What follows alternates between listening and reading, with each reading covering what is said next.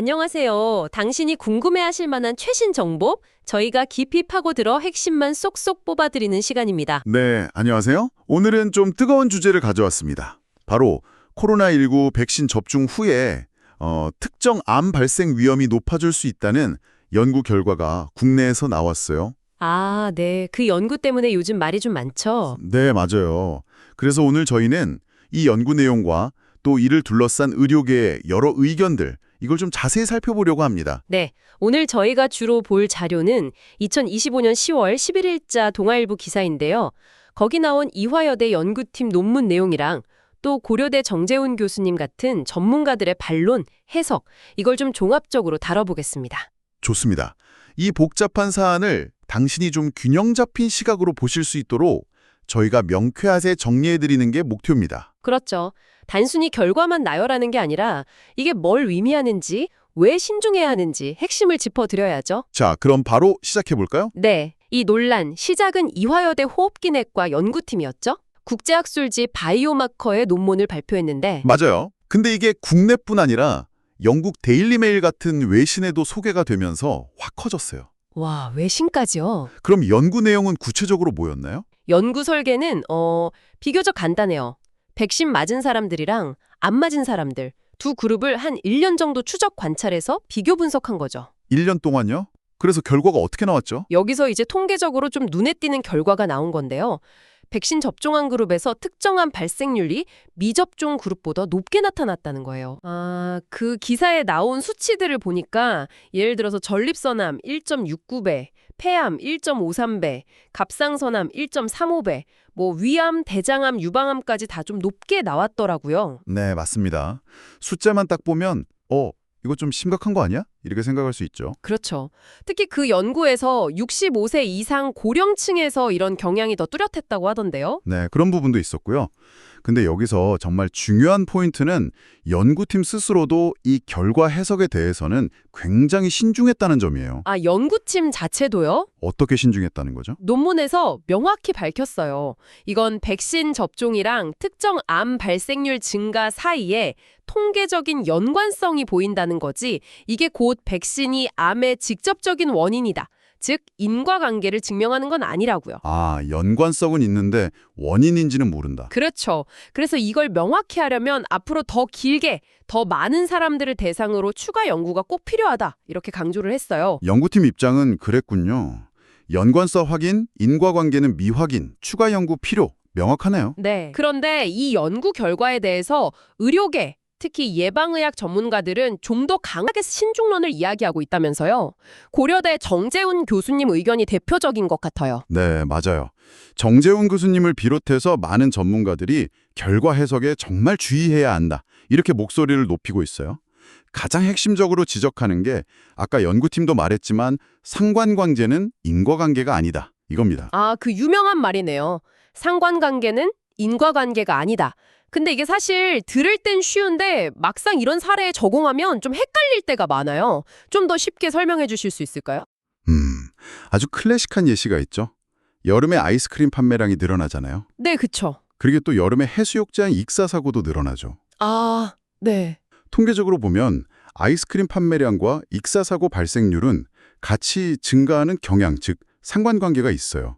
하지만 그렇다고 아이스크림 많이 먹으면 물에 빠져 죽는다. 이렇게 결론 내릴 순 없잖아요. 하하, 그쵸. 그건 말이 안 되죠. 실제로는 더위라는 제3의 요인이 있잖아요. 더우니까 아이스크림도 많이 팔리고, 더우니까 사람들도 바다에 많이 가고, 그러나 보니 사고도 늘어나는 거죠. 아하, 그러니까 두 개가 같이 일어난다고 해서 하나가 다른 하나의 직접적인 원인이라고 바로 연결 지으면 안 된다. 뭔가 다른 숨어있는 요인이 있을 수 있다. 이 말씀이시군요. 정확합니다. 이번 연구도 마찬가지예요. 백신 접종이라는 행위랑 특정 암 발견율 증가라는 현상, 이 둘 사이에 통계적인 관련성이 관찰된 건 맞아요. 하지만 이것만 보고 백신 때문에 암 걸렸다 이렇게 해석하는 건 뭐랄까 아이스크림의 익사 원인이라고 말하는 것과 같은 오류일 수 있다는 거죠. 아, 인과관계를 뒷받침할 근거가 아직은 부족하다. 이게 전문가들의 공통된 시각이군요. 네, 그렇습니다. 근데요, 교수님, 단순히 상관관계일 뿐이다 이렇게 넘어가기에는 그래도 왜 하필 백신 접종이랑 특정 암 발견율 증가가 같이 나타났을까? 이런 의문은 좀 남거든요. 그냥 우연이라고 하기엔 여러 암에서 좀 일관되게 보이기도 하고요. 네, 좋은 지적입니다. 그래서 정재훈 교수님은 이 현상을 설명하는 다른 가설, 통계적 착시의 가능성을 이야기했잖아요. 구체적으로는 검진 효과, 디텍션 바이어스 때문일 수 있다고요. 네, 맞아요. 바로 그 검진 효과 가설이 현재로서는 전문가들이 가장 합리적인 설명으로 보고 있는 부분입니다. 검진 효과요? 그게 정확히 뭔가요? 핵심은 이거예요. 코로나19 백신 접종, 이거 굉장히 큰 국가적인 이벤트였잖아요. 특히 백신을 맞기로 결정하신 분들 중에는 상대적으로 본인 건강 상태에 좀 더 신경을 많이 쓰고 더 적극적으로 관리하려는 경향이 있을 수 있다는 거죠. 아, 그럴 수 있겠네요. 아무래도 백신이라는 걸 맞으면서 내 몸 상태 괜찮나 더 주의 깊게 보게 되고, 혹은 백신 맞는 김에 미뤄뒀던 건강검진이나 받아볼까? 이런 생각하신 분들도 꽤 있었을 것 같아요. 바로 그겁니다.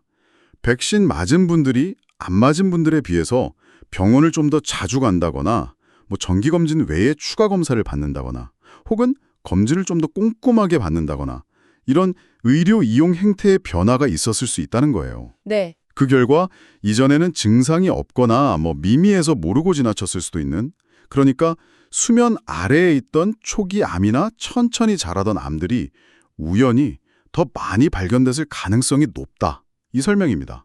아, 와, 되게 흥미로운 해석인데요. 그러니까 이 연구에서 관찰된 암 발병률 증가라는 게 백신 때문에 암이 새로 더 많이 생겨난 게 아니라 그렇죠. 백신 접종을 계기로 사람들이 검진을 더 많이 받으면서 원래 있었는데 몰랐던 암들이 더 잘 발견된 결과일 수 있다. 네, 맞습니다.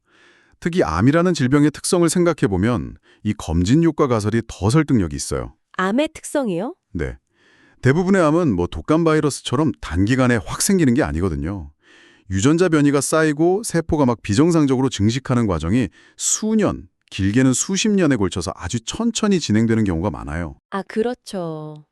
예를 들어 아까 언급된 전립선암 같은 경우도 보통 수년에 걸쳐 느리게 진행되는 암으로 알려져 있거든요. 근데 이 연구는 백신 접종하고 나서 한 1년 정도, 비교적 짧은 기간의 변화를 본 거예요. 1년. 암의 발생이나 진행이라는 관점에서 보면 되게 짧은 시간이네요, 정말. 네, 맞습니다.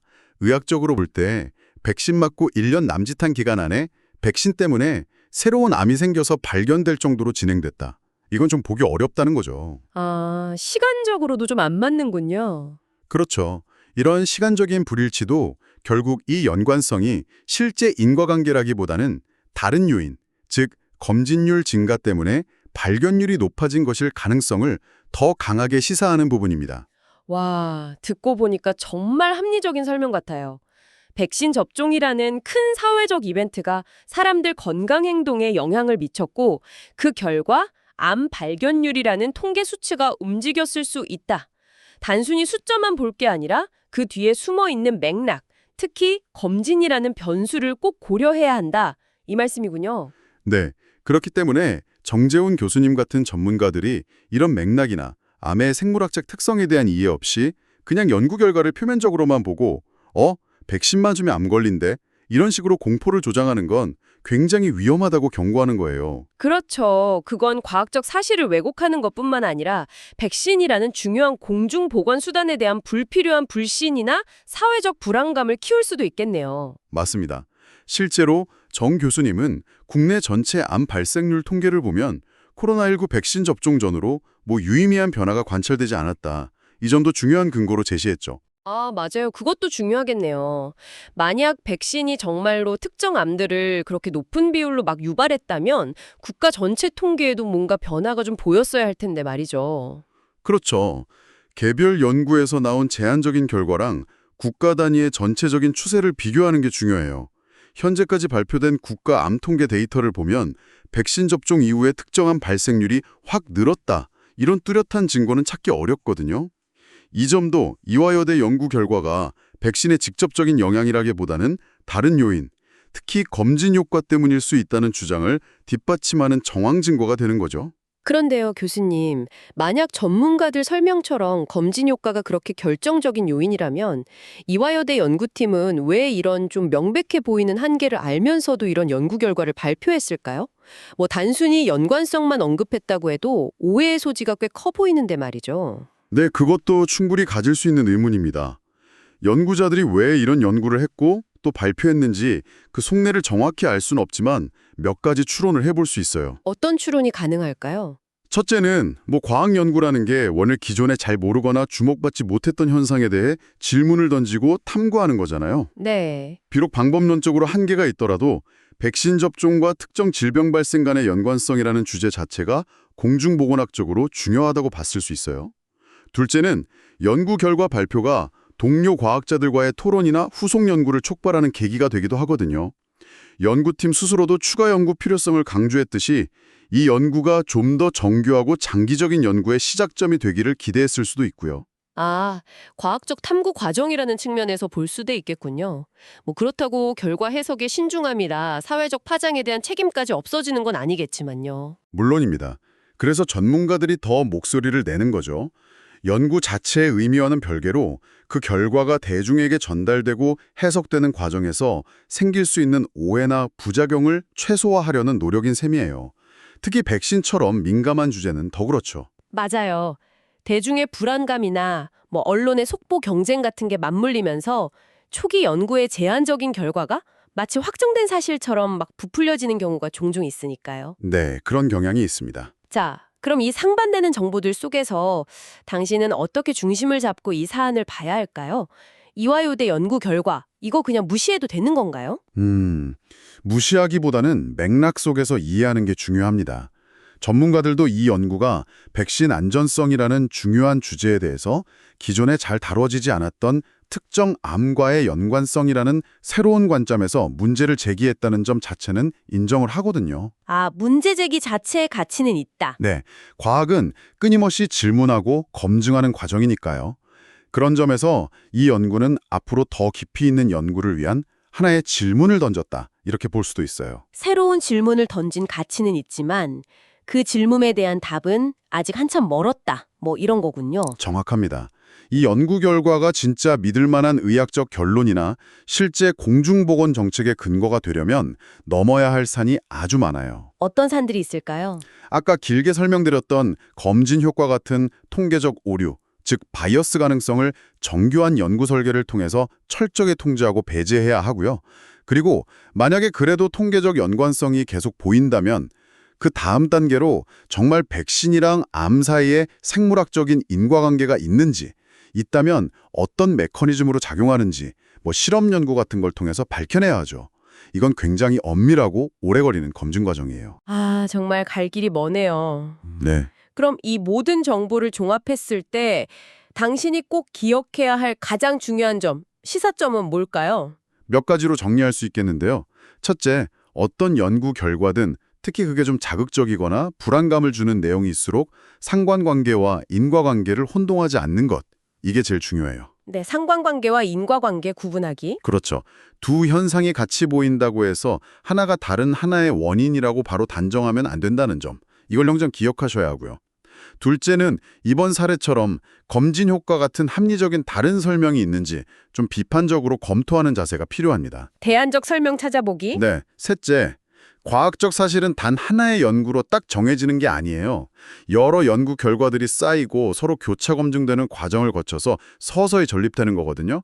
그러니까 초기 연구 결과 하나에 너무 기뻐하거나 슬퍼하기보다는 후속 연구들이 어떻게 진행되는지, 전문가 사회의 종합적인 평가는 어떤지 좀 차분히 지켜보는 게 현명합니다. 네, 섣부른 판단이나 과도한 불안감보다는 비판적 사고를 유지하면서 과학적 근거가 쌓이기를 기다리는 인내심이 필요하다. 이 말씀이시네요. 맞습니다.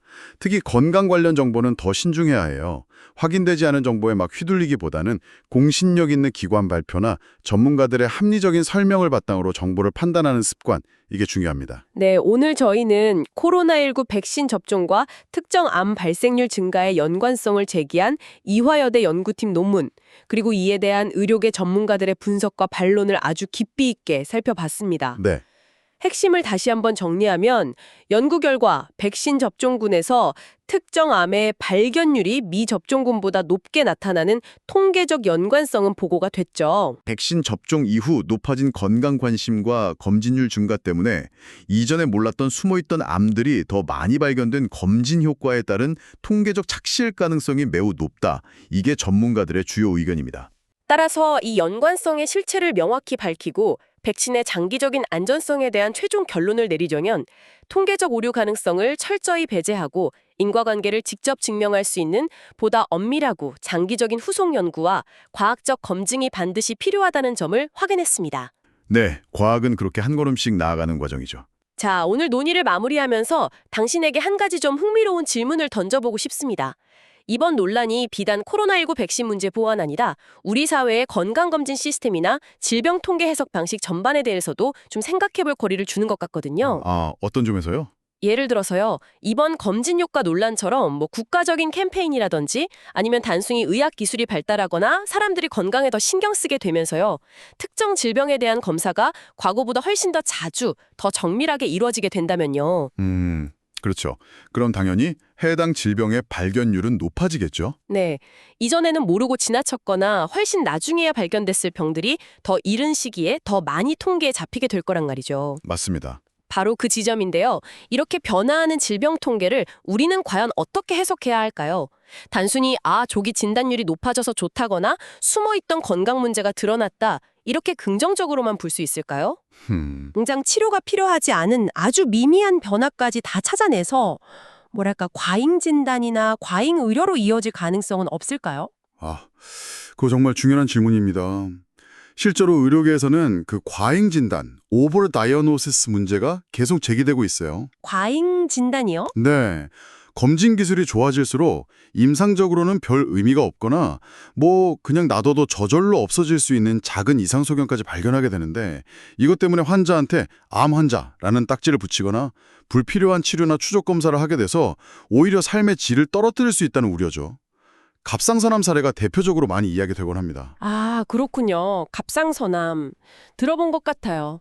결국 기술 발전이랑 정보 증가는 질병의 조기 발견이라는 좋은 점도 있지만 동시에 우리가 얻게 되는 그 수많은 건강 정보를 어떻게 현명하게 해석하고 활용할 건가, 그리고 어디까지 개입하는 게 적절한가, 이런 새로운 사회적 윤리적 고민을 안겨주는 거네요. 맞습니다. 오늘 저희가 다룬 검진 효과 논란도 어떻게 보면 이런 더 큰 질문의 한 단면을 보여주는 사례라고 할 수 있겠습니다. 단순히 통계 숫자 너머의 맥락을 읽는 것뿐만 아니라 그 통계가 우리 사회와 개인에게 미치는 영향까지 다각적으로 고민해 볼 필요가 있다는 거죠. 네. 당신도 한번 이 질문에 대해 곱씹어 보시는 건 어떨까요? 기술 발전 시대의 건강정보, 우리가 어떻게 받아들이고 해석해야 할지 말입니다. 오늘 저희가 준비한 깊이 있는 분석은 여기까지입니다. 네, 들어주셔서 감사합니다. 당신의 시간을 지식으로 채워드리는 다음 이야기에서 또 뵙겠습니다.